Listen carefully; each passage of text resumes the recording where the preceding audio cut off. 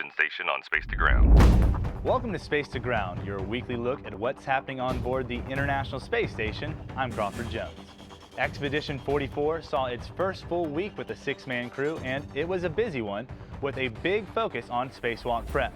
Crew members worked on U.S. spacesuit maintenance, including the replacement of a fan pump separator in one of the suits to get it space ready. Meanwhile, cosmonauts Gennady Padalka and Mikhail Kornienko prepared for their planned August 10th spacewalk. The duo will replace external experiments and inspect the station's Russian segment exterior. They'll even do a little window washing. Astronaut Kjell Lindgren got to do some gardening during his first week on board station. He worked with the Veggie experiment, which uses a chamber to grow vegetables, currently a lettuce crop that will be brought down to the ground for testing.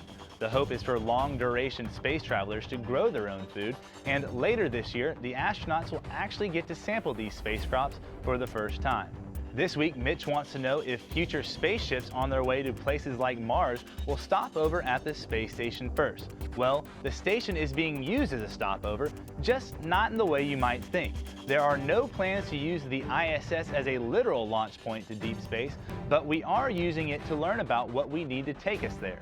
Experiments like Veggie and the ongoing habitability study, which looks at how a space vehicle's layout can affect things like team dynamics and health, are just a couple of examples of the station's role in our journey to Mars. Keep sending us your questions and comments using the hashtag Space2Ground. We'll see you next week.